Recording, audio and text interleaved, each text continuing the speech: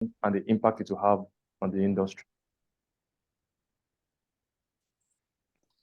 We would talk about the trends over about 20 minutes, and the trends would focus on trends within the digital design and construction spheres, trends in digital fabrication and construction itself, and then trends in digital data and analytics, which is combined with artificial intelligence. You really can't have artificial intelligence and machine learning without big data and analytics.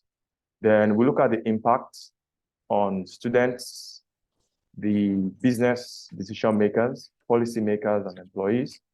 And then we'll have a summary before we now move to the question and discussion session. Next slide, please.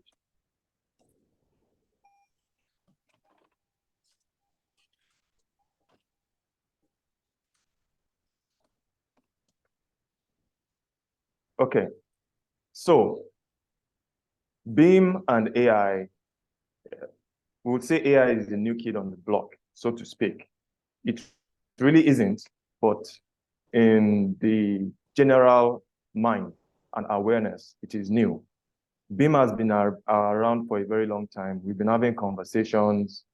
I've spoken about BIM with a lot of us over years, and we can all see how it's affecting our businesses.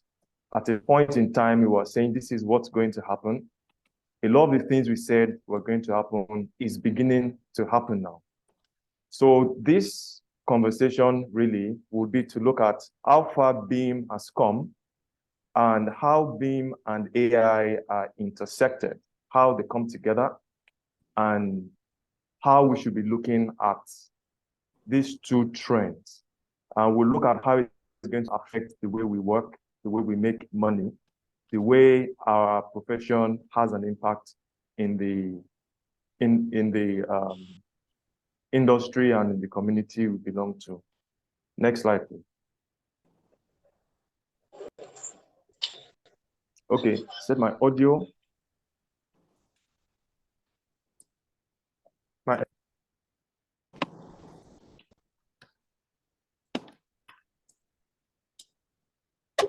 Okay.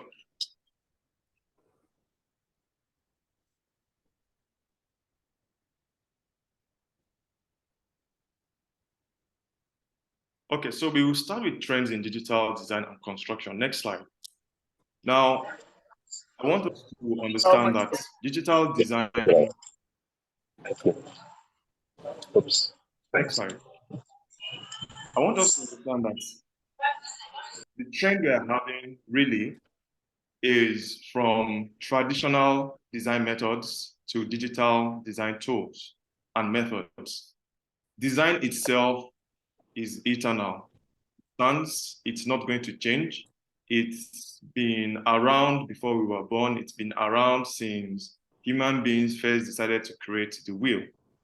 What we have that is changing are the tools that we have to work with. Now, for the purpose of this conversation, I want us to imagine that technology itself is a living thing. I mean, I'm not saying it's a living thing, but it will help us get a better grasp of the conversation we are having. So I can't see the screen. I don't know what's going on. I'm going to continue anyway, in case it's from my end. And other people see So my technology. Yes, I can see the screen. Okay, please go ahead. That's fine. Yeah, because I can't see. Hold on.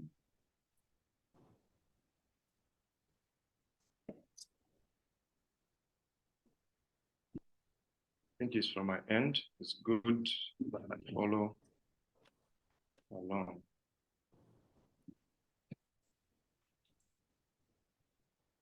Please go ahead. We can see the screen.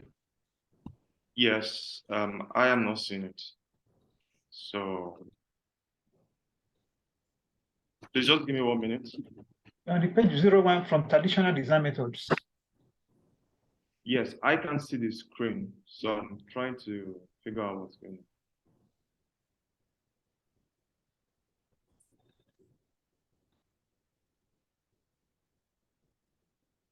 Let me make you the host so you can share your screen yourself.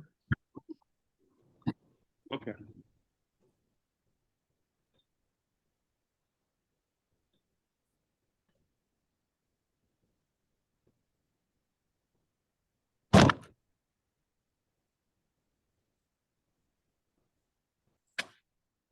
Okay, better. Give me 1 minute.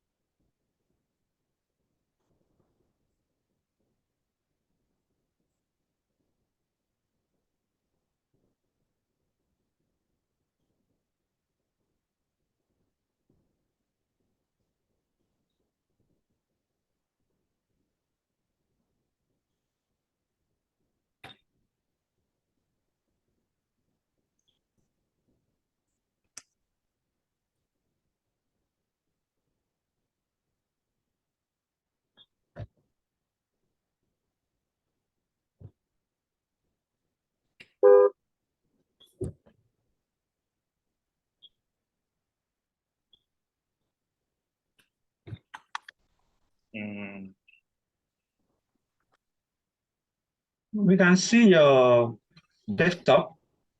You need to open Yes. the PowerPoint show. You need to open the Keynote PowerPoint show. itself. Yes. Okay, you are using a Mac. We'll figure it out. Yes, so I know it's open, just can't.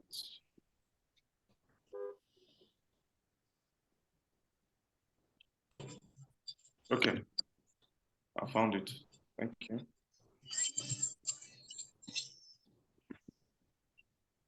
Can you see my desktop at the moment? We are still seeing your desktop only. Yes, we can see your desktop. Okay, cool. So I think this is it.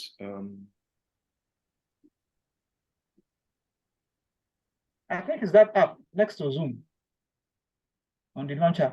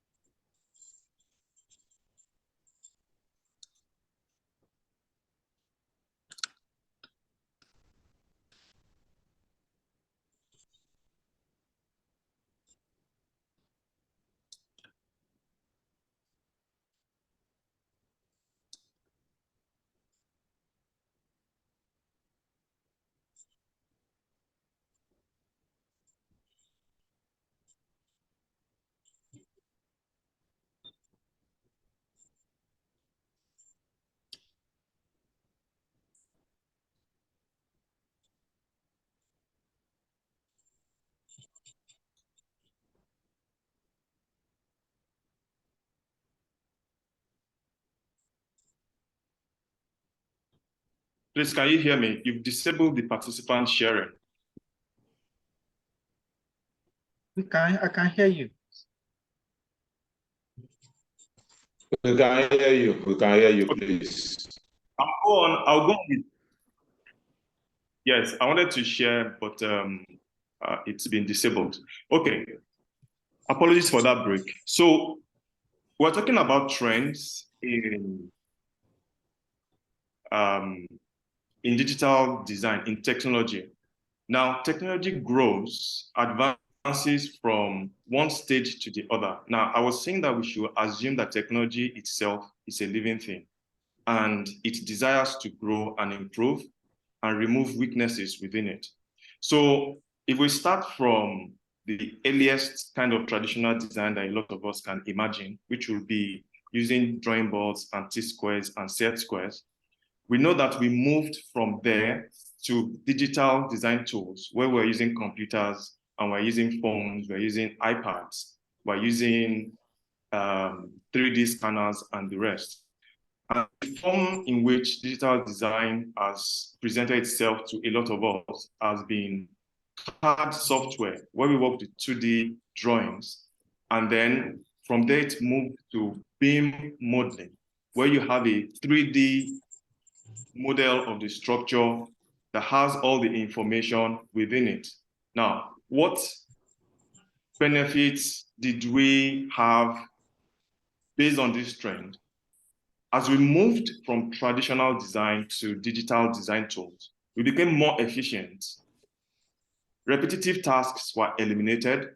We had access to greater insight into our design. We could look at the 3D, the 4D, 5D, 6D, 7D, that's costing, scheduling, essentially the entire lifespan of the structure itself, of the building, of the infrastructure. We're able to simulate and see different parts in which the building itself could take based on parameters that we change. And we could do this right from the design stage. It was easier for us to collaborate, greater innovation, and higher precision. So there were benefits to this improvement as we moved along that growth curve. Now, 3D and BIM modeling itself has, because it requires us to gather a lot of information and data, we've seen a lot of expression in 3D printing, using of drones. We won't touch on all those ones, but those are some of the ways in which we gather the data that goes into creating the digital model. So next slide. Now, one thing it is to have the design, but after you've had the design, you need to construct the building. Again, let's imagine that technology is a, please go back. Technology is a living thing. And instead of using earth plans and having manual laborers move things around with all the waste, please go back to digital fabrication. With all the waste, it moved from that aspect to using 3D printing and robotics. Now, this is, in a way, removing waste, removing redundancy. So, like, I think I saw a post on one of the chat groups about a robot in FBN, you know, and exactly what the person was saying. Please go back, we are still on robotics. And exactly what the person was saying, which is that robots don't rest, they don't need to take a break, they don't need to go to the bathroom, they don't need to go on leave, they don't take maternity leaves. And essentially, there was, we had benefits added to this process. So with 3D printing, you can create a prototype faster, even of buildings. What China is doing is amazing. You actually have to search specifically for developments in digital fabrication and construction in China to see what they are doing. It's more cost effective. You can create greater customizations, and you know, precision, speed, safety is also a factor. Now, technology itself, when we look at its applications, what it does is to make us, it makes things faster, it reduces errors, and it helps us to do things at a lower cost. These are some of the things that you must apply. So when you're looking at your communication, it's cheaper for you to pick up your phone and call someone in the US than to send a letter. It's easier for you to go on FaceTime or Zoom and have a meeting than get on a plane to get there. It's cheaper, it's faster, it's more convenient, it's more efficient in a lot of ways. So these are some of the that technology has been exhibiting over time. So if you go on to the next part, you know, we've looked at design, we've looked at construction, fabrication, all these things are going digital, and the communication is no longer strictly where we are having humans carrying out all the activities. Now we are having the humans creating the digital files, and the digital files are communicating with the robots to create the device. This is a case study of the world's largest 3D printed bridge. It was built by robots over 6 months. However, the interesting thing is that, this is a new technology and they have to figure out how to do it. And it's something I want us to keep in mind, that even though we are seeing these amazing things, it's really at the stage of the inception. If you've seen pictures of Mercedes-Benz back in the days, what you'll notice is that, they look funny compared to what we have now. And I'm saying that what we are seeing now is the Mercedes-Benzes of those days. It's just the beginning. We really haven't advanced yet. It took almost 3 years for them to come up with this structure, calculating how to create it and all the rest. I'm going to provide case study notes, links that you can check to read more about these case studies. Next slide, please.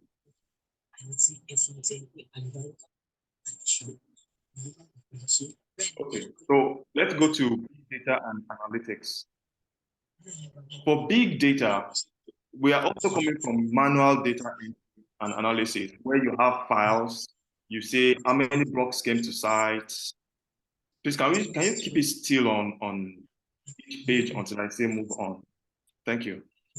You're not going through files and calculating, trying to see what's going on within, the project. We are moving from that to big data, where the data gathering itself is done automatically using sensors. And the volume of data that is being analyzed is so huge that it will be impossible for human beings to actually analyze those sets of data. So the analytics part of it is that the computer itself is now the one that would analyze, of course, with the guidance of humans. And the benefit, again, is that you can improve the decisions you're making, you get better insights, your operations improve. Everything is generally better compared to the manual side of things. Next slide, we'll look at an example of this in application. It was created in launched in 2015. The project itself was, it's in the US. Next slide.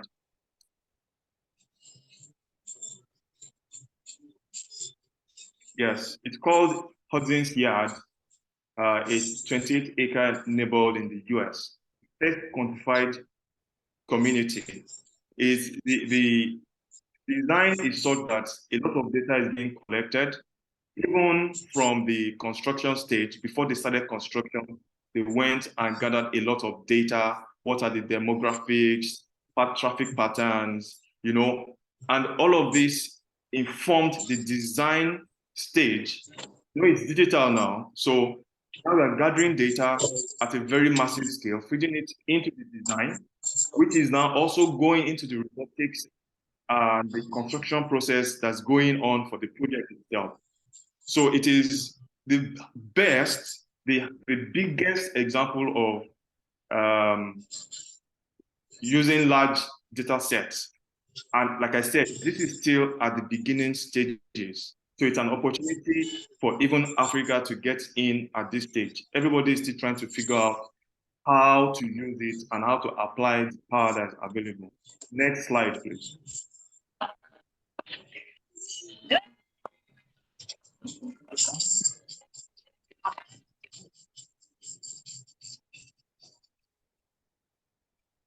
Okay, so now the next area of improvement that we can say technology is looking at is the human element itself. If you think about it, the only reason why we would want to go from drawing boards and headpans and laborers on site and manual entry to see what was delivered to site is that there's a weakness somewhere. And if we look at the goal really is to become stronger. You cut out weaknesses and you become stronger so that you are fitter to survive. And that has come to the realm of human intelligence as well. So the trend is that technology is moving from a reliance on human intelligence to artificial intelligence. Now, what is it? This artificial intelligence we're talking about, it is the ability of machines to perform tasks that typically require human intelligence. Now, when we say machines, it doesn't have to be physical robots, metal, and plastic. It could also be software, as long as it's able to carry out tasks that human beings are required to carry out typically. This image that you're looking at here, I created it using text to image on Midjourney. Someone that spent the earlier part of my career creating visualization for companies. This is amazing. I can tell you that if your livelihood depends on creating 3Ds, I think you should, just observe what's going on and readjust yourself. It took less than 5 minutes to create this, and it fit exactly what I wanted at a higher quality in a shorter frame of time. So what are the results that people have been seeing? We're seeing that 40% reduction in design time. So for those of us that own companies that have employees, you know that a lot of the time that your employees spend on design typically will be gisting, going for break. Some of them will have heartbreaks. Some of them will get married and go on honeymoon. Some will get pregnant and go. Basically, you don't have 100% of the time. Even when the design is going on, requests for information from past projects are coming in, interrupting what you are, working on. So with artificial intelligence, it's been found out that design time was reduced by 40%. That's tremendous. It's huge.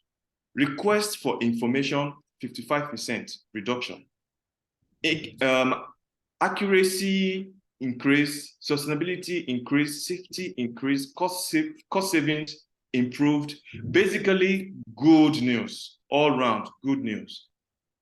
Next slide. Now, you can't have artificial intelligence just on its own. We can say, next slide, please. Let's take everything that humans know and what they do right now, and let's put it in machines. You will be missing a key component of humanity, which is the ability to learn, to grow. If machines become static, then periodically we'll need to increase the learning of that machine manually. So what machine learning does is to give machines the ability to learn on their own from data without being shown what to do. If you listen to the foremost professors in artificial intelligence, they will tell you that what these machines are doing right now, we don't know how they are doing it. We don't understand what is going on. All we know is that we are getting results. They are taking leaps. They are teaching themselves. They are going in directions that typically a human being would not go. For instance, the game Go, the highest ranking belongs to artificial intelligence. That's 3,200. That's the ranking. The next level belongs to a human at 2,500. That's the difference. That is, the order of magnitude of improvement that artificial intelligence and machine learning is bringing to, general intelligence. But here we are looking at it particularly with reference to architecture. So machine learning looks at data, and from that, it helps you to make better decisions. You can detect fraud way, way, way before it becomes endemic. Even while they are making moves, it can flag certain things and say, okay, Sheyi on this site is stealing cement. Every site that Sheyi is on, blocks go missing. Every site that Chukwudi is on, cement goes missing. Any site the two of them are not on, there are no thefts. Things that might take a long time to discover, machine learning is able to isolate and reveal. Basically, good news, good news, good news. Of course, there's always a bad side. We will get to that in a bit, you know. And one of the areas in which, Sheyi, your name just came to my head.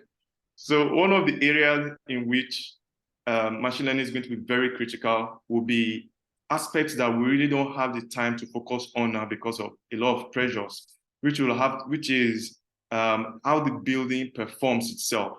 Because you're not looking at files, you're not doing questionnaires, you have sensors that it's giving you real-time data. What's the temperature? What's the usage of diesel? You know, managing all of these things. In fact, let's go to the next slide to give you an example of machine learning and artificial intelligence at work. There's this project in, I think it's Amsterdam. It's called the smartest building in the world. Now, this is what the building can do. It's powered by AI and machine learning. The building, it's an office, has about 4,000 people that work in it. Now, the building itself, the office, it knows your house, it knows the car that you drive. It knows that today, Saturday, you are meeting with Audu, and it knows that when you take coffee, this is how much sugar you need in it. When you arrive at your office, the building knows that, oh, this person has arrived in the office. Okay, it will allocate a space to you. As you're moving from workspace to workspace, it knows your preferences. Sheyi doesn't like temperatures beyond this, and it will adjust it automatically to suit you. It understands your lighting levels. If you're using glasses, understand. So it's adjusting itself just to on the individual level. Don't forget that one of the benefits we said is customization.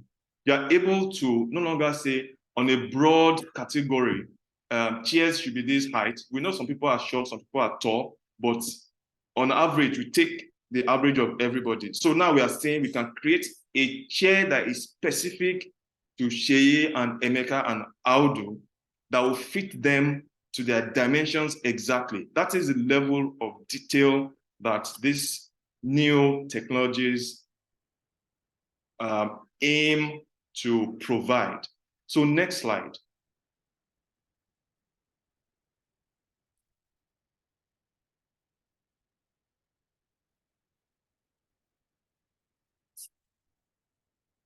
I'll provide data into all of these things so that we can study this at our own time, at our own leisure. Okay, so we'll look at impact on students, we'll look at impact on business owners. That is, if you run your own business, if you have people working for you. We look at impact on decision policymakers, and we look at impact on employees. Now, this is in order of importance to me particularly. Students are still malleable. They don't have trauma from clients that didn't pay or jobs they did 5 years ago that they've not collected money on, and you know, they are not stuck in one particular software or way of thinking. They're still flexible. They are really, really, really our hope. Followed by decision makers, because the decisions you make determine the direction of the industry. Yes, you are an individual, you have your business that you are running, but the decisions you make in the amount of technology you invest in has an overall impact on the industry as a whole. The employees are the ones that will be the most hard hit, and they're also the ones that have the highest opportunity to benefit from this. So I'll start with students. As usual, there are positive and negative impacts. For instance, because of the pace of change, you know, before gradually, PADS started around 1981. It's still existing now, which is another thing about technology. It doesn't completely cancel out what is existing. They exist side by side. It's up to you to decide which stream, which lane you want to operate on. So if you want, you can run with drawing boards right now. Then we have CAD, now we have BIM, and now we have artificial intelligence. Now, artificial intelligence sits across the digital divide. So It spans digital design, it spans construction, it spans the maintenance of the building. It sits on top and is basically replacing the function of humans because it is still humans, but I mean, it's traditionally humans that sat at this level, you know? So many graduates are going to get into the workplace and find out that they are perfectly suited to work in the year 2000. And right now, what they are working, their ability to work, they're not prepared for it. In the document I'm going to provide, there's a case study that shows humans and AI competing on a design, you know, very interesting to work. And it also shows, there's also a link that has an architect working on a project. And let me see how we're doing for time. Okay, good. Working on a project and, you know, applying AI into his design workflows. So these things are already happening. Now, for graduates, for students, the opportunities you have is that you can self-educate. Self-educate in that these advancements isn't just in architecture, it's also in many parallel industries. And one of the industries where AI is functional is in education. So you'll find out that even though you're in Nigeria and you can't afford to pay $120,000 to go to MIT to study architecture or Harvard, you can go online and have all the course materials for the 4 or 5 years, and you can study and follow along and educate yourself just with the cost of data. You don't get the certificate, but you can get the knowledge, you can get the exposure. So these are opportunities that this provides you. Now, you also have the opportunity to focus on the fundamentals because repetitive tasks, which is what most employees are engaged to perform, which is drafting, design, you know, all these things, once machines take it over, what will be left will be those parts that machines cannot really do, which is designing, you know, the initiative, the direction of the design, the creativity behind it, solving problems, looking at the options that the machine and the AI provide, and solving the problem. So students have the opportunity to focus on that now, to know that this is what is important, this is what society will always need, and to focus on that at this stage. You can also focus on the future. Collaboration is key. Now, there's a joke I have been telling myself, which I'll share with you for the next time. BIM is a language.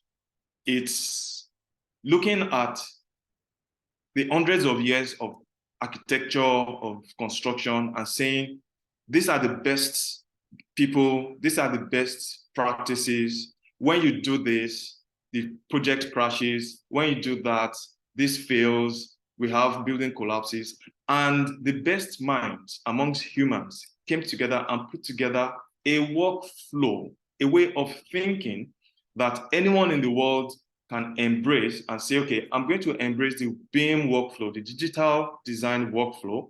And even if I am one man or 2 people, or we're just 5 in our office, we can speak the same language as someone who works in a 100-man firm, you know? And I was thinking, like, the Tower of Babel was successful because they spoke one language, you know?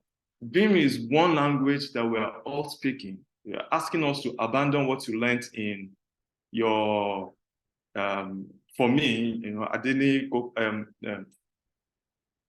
ABDT in Ibadan, and say, okay, yes, this works, but on the international stage, this is the language we are going to be speaking. You know, it's a joke. I laugh to myself.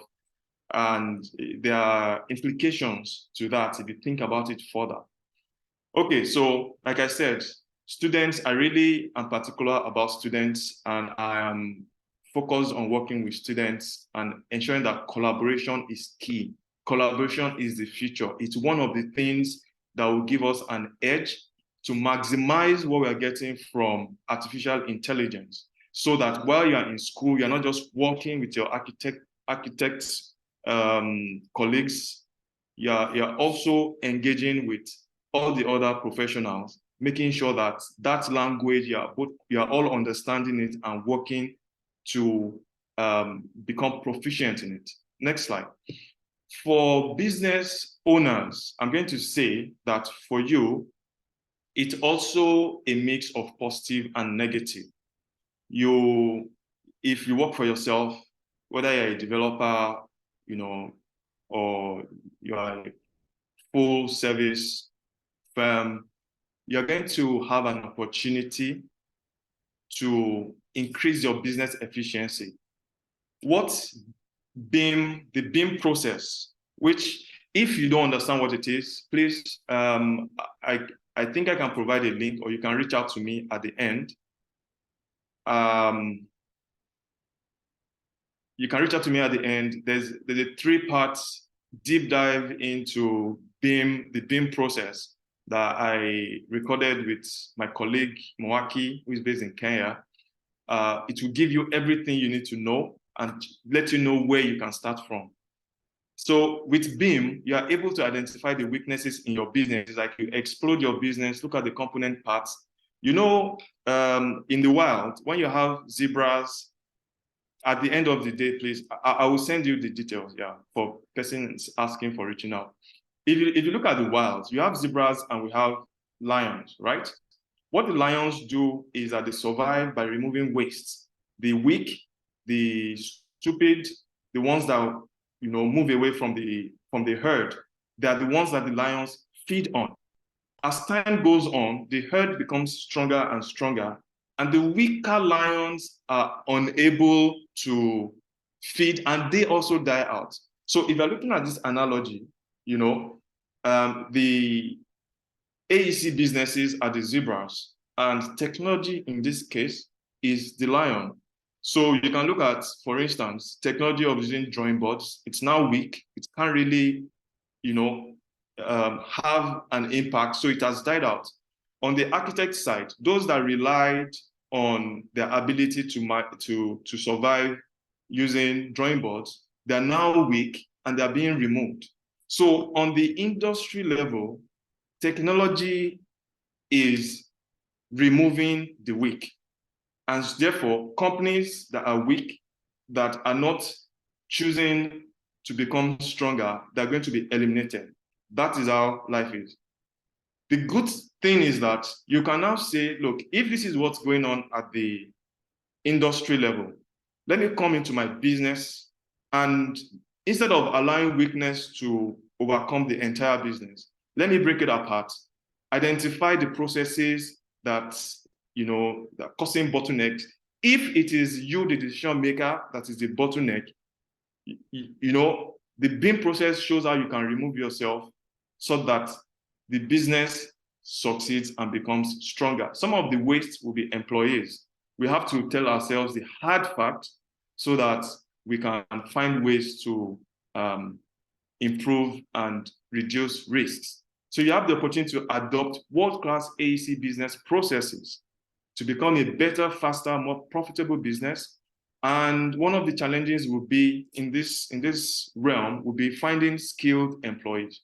But the key thing I found out is that it is global. If you go to the UK now, the jobs available for people that know how to use BIM properly, it's amazing. The amount they are paying is crazy. Some of them will say, it's remote. Work from wherever it is that you are. We'll give you the software. We just need people that are skilled in this. That is an opportunity for employees. That is an opportunity for businesses. So as technology is improving, you have the opportunity to open the doors of your business, allow technology to come in and work on the weaknesses within your business so that you become stronger. If you refuse to open up and you close, your entire business becomes weak and becomes cut off. I hope you get the analogy. Next slide, please. The policy makers. I know that we have policymakers here. We have people that have the ear of the government, on the NIA level, on the state level, on the federal level, Africa is lacking. If you look at the map of BIM mandates, Africa is absent. South Africa is being pushed by the private sector, and right now we must start in Nigeria. That's just the long and short of it. We're not going to wait for the government. In fact, let's just assume and agree in principle that this meeting is one of the steps that we have taken as the AC industry in Nigeria to bring in a BIM mandate and to start understanding how to strengthen the industry. Because the stronger the industry is, the stronger the individual businesses would be within that industry, because you create more opportunities. The UK, about 2012, they gave this mandate and said by 2016, all government projects must be in BIM. Right now, UK leads the BIM revolution worldwide. They're the ones detecting standards. They're the ones. So there's an opportunity for Nigeria, for Africa itself to take a position. And for policymakers, the policymakers that take this push, they're going to go down in history as those that took the step in the right direction. You can see the image of Abraham Lincoln here. What he did affected the lives of the people. And as long as the United States exists, he would always be remembered. So this is an opportunity for policymakers. Next slide. We'll look at the most hard-hit aspects. That's the employees. Employees are the weakest link in that the business owner is insulated. He can always get better employees, right? You can always get better employees. The students can always position themselves, the world is their oyster. The policymakers, they're going to get their salaries. Now the employees, if you don't have a job, there's a problem. Redundancy is going to be a big thing, in that there's software right now that can take your BIM model and dimension everything. You don't have to be clicking from point to point. It dimensions everything. All you have to do is specify. So if your superpower is, when it comes to detailing, this man, a time is going to come when the software is going to do that. And it's going to be cheaper. Some of these tools, you pay maybe $47 a month or less, to use them. So reskilling this area, for employees, your personal responsibility is critical. It is critical. It is topmost. It's also fun when you do it with others. You don't have to do it alone. The days where one person is master of all softwares, they're over. If two people come together to say, we want to reskill, they will move faster than one person sitting in his room trying to reskill. I've told this story before, and I'll say it again. About 17, 18 years ago, when I was still doing 3Ds, I was working on a project and I was stuck on a particular rendering for like 2 weeks, I called a friend. Some of you know him, Olabi. I was in traffic that day. I called him and said, I have this challenge. When I get home, let me send you an email and look at it. He said, just describe it to me. I told him, he gave me the solution. When I got home, I did it, solved. 2 weeks, just because I decided to partner with one person. So imagine 3 people, 4 people, 5 people saying, look, let's look at the industry. Let's look at the areas where we need to reskill. Let's work together. Let's form a community where we have each other's backs. That is where we must go. Now, when you are upskilled, you're going to have more rewarding work. You're not sitting down, clicking, changing, sending requests for information, and then you have to go and find a file, wait for somebody to send. You do more rewarding work. You spend more time in the design phase. So that's a benefit. Now, for employees, I must say to us that we don't have enough solid firms. And the stronger it is the employees that will go on to one day become employers.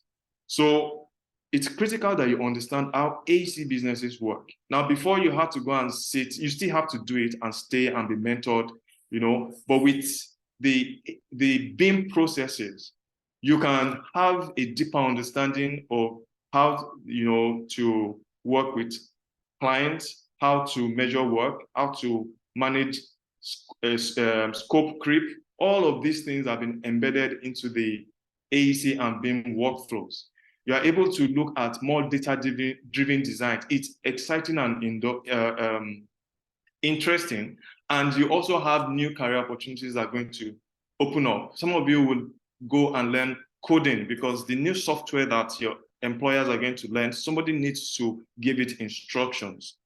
That is another career opportunity that will be in high demand. Next slide. The opportunities, I created a separate slide just for employees in terms of opportunities, just so you know that it's not all gloom and doom. Creativity and design expertise is going to be at a premium because the things you'll be able to do with AI would only be limited by the amount of creativity that you possess. Technical expertise, no matter what it is that the computer and the robots are doing, the human being that understands, you know, one of the benefits we have that machines don't have is this intuition, ability to connect, I'm almost done, please. Ability to connect widely disconnected information. It doesn't seem to be connected, but humans have that ability. And the more technical skills you have, the more creative you have, the more problems you're going to be able to solve. Project management is a skill that will always sell.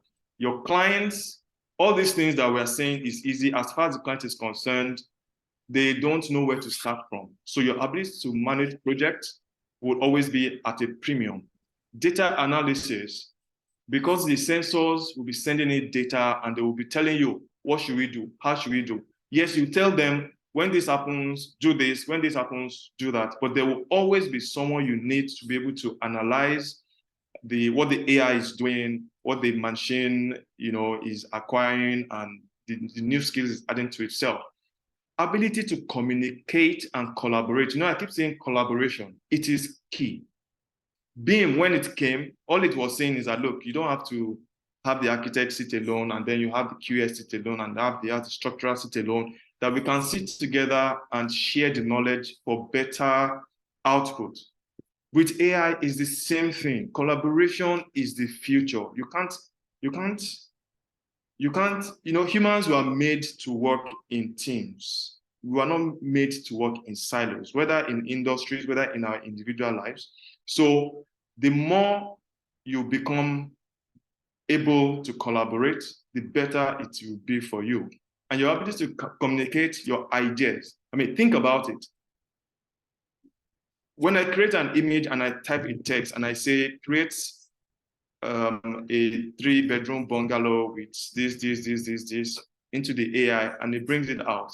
You know, it's texts, and that text is representative of the idea in my mind. And you as an architect, what you are doing is that because you know so many important parameters that fit the instruction you give the AI and or even the BIM and the Revit and the ArchiCAD that you're using, that is why the client will come and meet you, that this person has been focusing on buildings. Let me give him this so that he will know how to translate it into the code that will feed AI. So this fear we have that the client will bypass us, and go directly to the AI, it's a bit far-fetched. It's not really going to happen.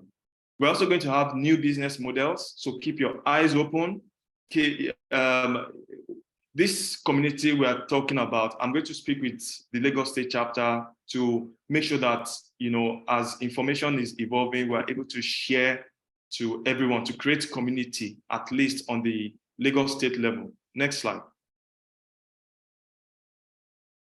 So I'll just go over back, please. I'll go over what I've spoken about today.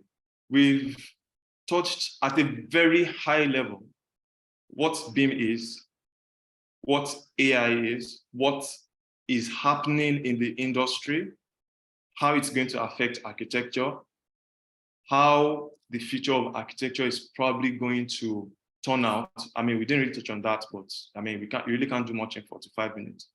We've touched on trends in moving from manual to digital, and the digital aspect has replicated itself in design, it has replicated itself in construction. It is now replicating itself on the human level. So we are going from reliance on human beings to outsourcing a lot of the tasks, mundane tasks, so to speak, that humans used to be engaged in. The artificial intelligence is taking care of that.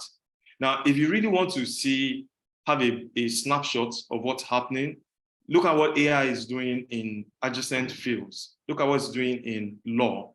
You know, law is basically assimilating the law in text, interpreting it. Look at what it's doing. Look at the exams AI is passing.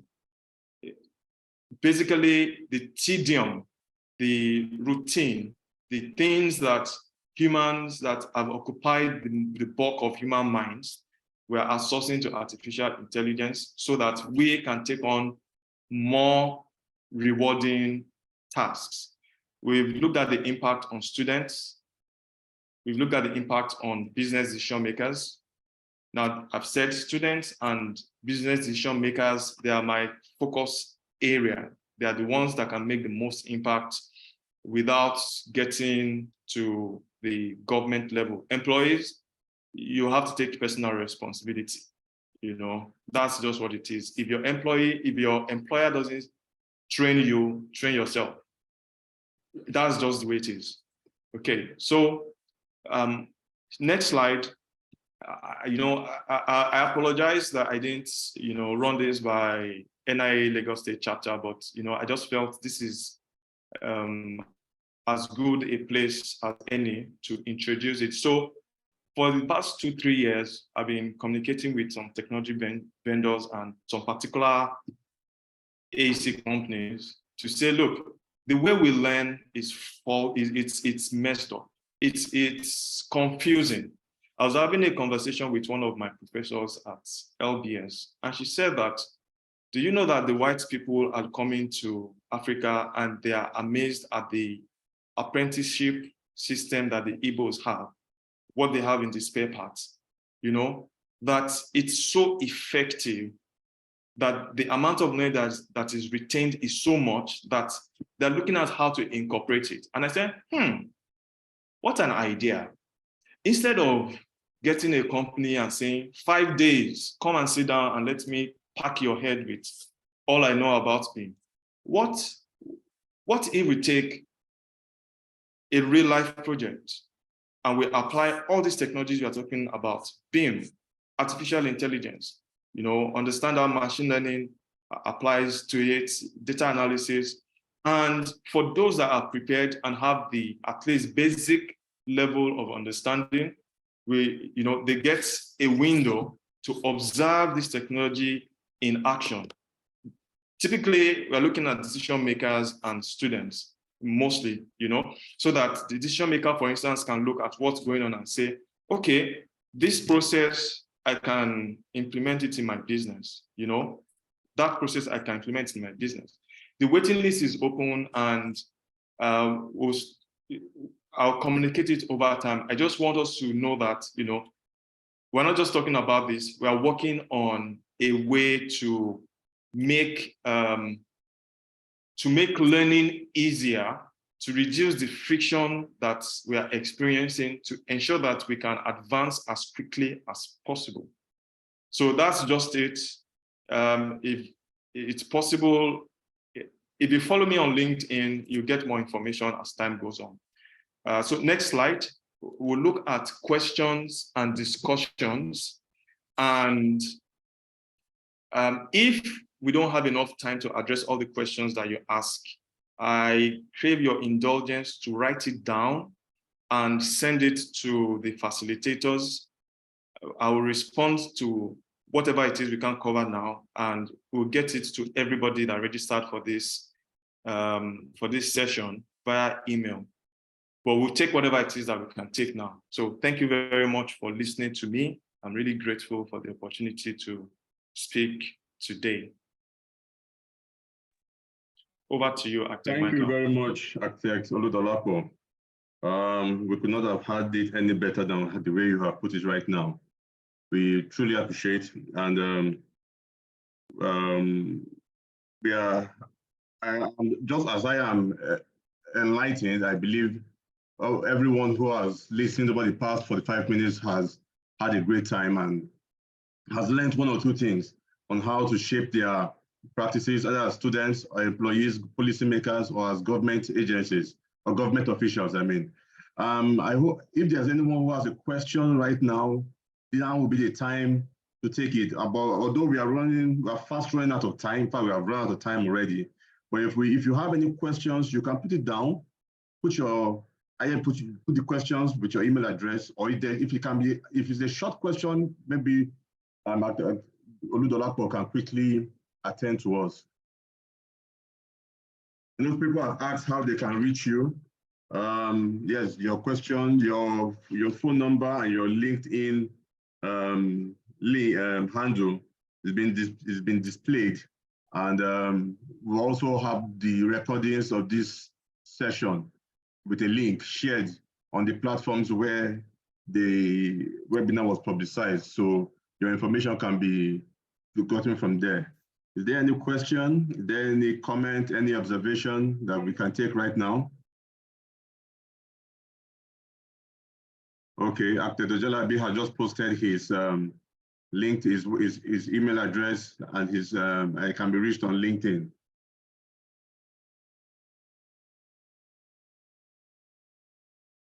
So somebody has asked a question, Architect Dolapo, somebody has asked, how can we get the recorded? Okay, like I said, the link for this recording we posted on all the WhatsApp platforms where this webinar was publicized. You'll easily get it there, and even the presentation as well will be posted there, so you can get more information from these documents. Hello. Hello, good morning. Yes, Good morning. Okay, my name is Peritia. It's a very nice presentation. So I just wanted to clarify or ask a question. You asked about looking over your shoulder. That was towards the ending. I want to know, the looking over your shoulder, is it like someone, like an apprentice, shadowing someone that has more technical knowledge? Is that what you're trying to say? To retain best knowledge. Thank you. Yes, that is exactly what I'm trying to say. That it's seeing is believing, and sometimes when you see experts working and using technology to solve problems, you pick faster from it. So it's more like an apprenticeship, so to speak, and you get to see these technologies applied to real-world projects. Okay, someone asked, existing AI software. I will send a PDF with some links and include some AI software. There are so many right now, really. So the idea really isn't to start focusing on one, but to understand the direction before you invest time. Hello, good morning. Good morning. Thank you very much, Architect Oludolapo, for the presentation. It was really insightful. Thank you very much. But I just have like about maybe an observation and also like a question. You know, when it comes to BIM, it involves a lot of data, putting it into a building. And there's what we call LOD, which is the level of detail that you want the the federated model to be. Do you understand? So, and it still talks about, detail to the, maybe, for example, the kind of sockets, the kind of switches you want to use in the house and all of that. And you need those specifications and those models from the manufacturer itself so that you can be able to do all the simulations, because I mean, the model is supposed to last, to give you the information throughout the life cycle of the project, even with the maintenance of the building project. So in our own case in Nigeria, those, for example, those switches, I'm just using switch as an example. Is there a way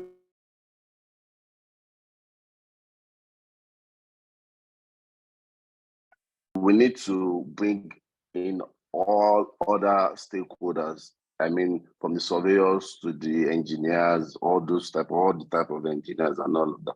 So I don't know if there's a way we can push for maybe integrating BIM framework, then we'll know the path to start from, because BIM itself is a very large kind of what's called field. So we know where to start from, then we grow bigger from it. Thank you. That was my... Okay, thank you, Architect Ismail. As far as manufacturers are concerned, globally, if you go to a lot of these sites, you're going to find BIM, what do you call it now, the BIM files of their products. And the interesting thing is that this BIM framework, this BIM mandate you are talking about, if the NIA takes it up, if the bodies, don't let me put the spotlight on NIA, if the bodies take it up, it's something that we can engage with the manufacturers to say, we're going to be needing this so and so files of everything that you bring into the country. And I'm also aware that there's a startup in Abuja, I can't recall their name now, and one of the things they're doing is taking local products, the furnitures we have around, and creating BIM models of them to circulate.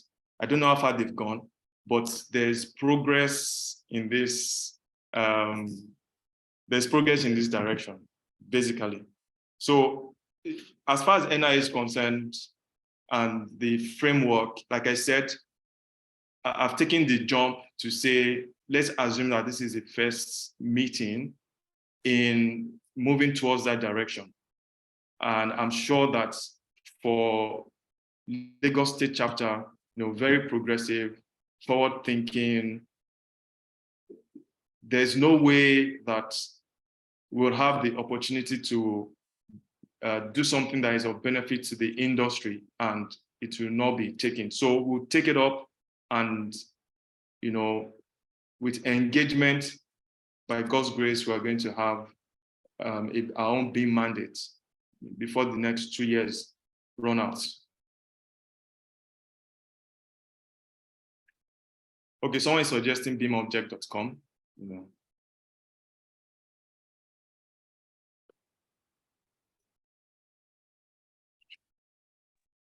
Okay. Are there any more Should I go ahead and questions? take some of the comments? The Yeah, question. maybe you can. If you have maybe about a few more minutes to take 1 or 2 questions. Okay. Tawa Afino is saying he wants to share his testimony. I think I don't mind.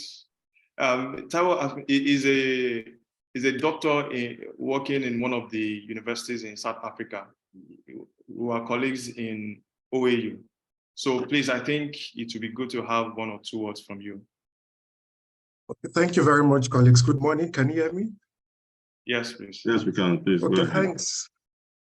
Okay, thanks, Dolapo. So I want to say a big thank you to you, because in 2021, you had the session was talking about online, and I attended that class. And I took so much notes in that class. I'm sure you can't see it.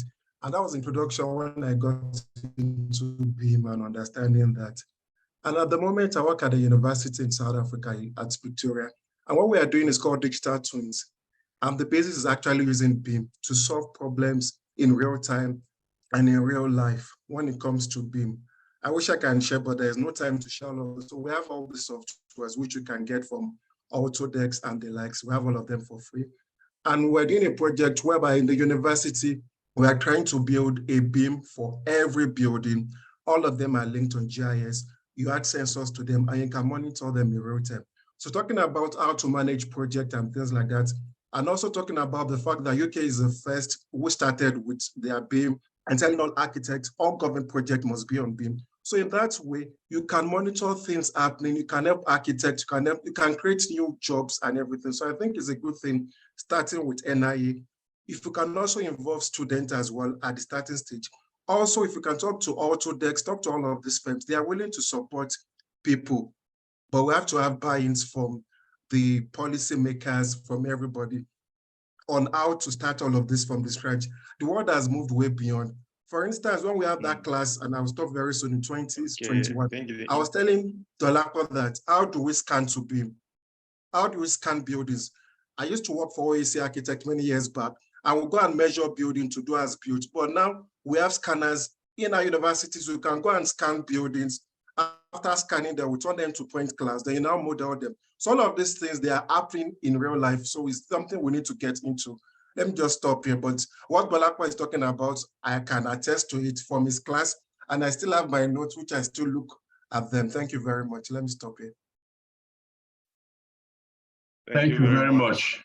Thank you very much, Taiwo. Thank you, Ludolapo. Thank you for gracing our occasion today. This event has been very, very, very useful to me personally, I must say.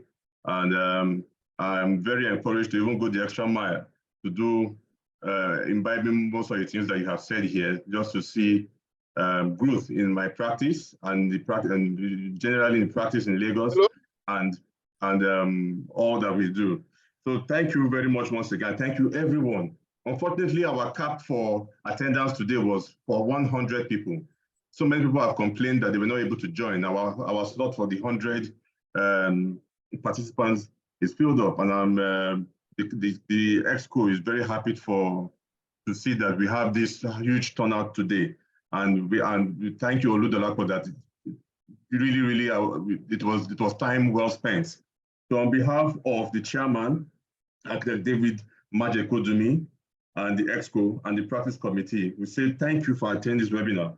And we look forward to reaching out to you again in the future. I'm sure you will oblige us on when we call upon you again to shed more light, because we know technology continues to improve, and you positioned yourself as a leader in this sector, and we'll continue to rely on your expertise from time to time. So I thank everyone who has attended today. There'll be various other webinars on various other topics of interest as we continue to try to position our practice of architecture in Lagos to get it to a height where it is internationally acceptable, and we'll be able to do the right things. I say thank you once again. And this webinar is will be integrated with the national CPDP program. And as many people who have attended today, we'll get your contacts and forwarded to the National Secretariat for processing. Thank you very much. And I wish you a wonderful weekend. Thank you once again. Yeah, thank you very much, everyone. Thanks for the attendance. Thank you. Good weekend. All right.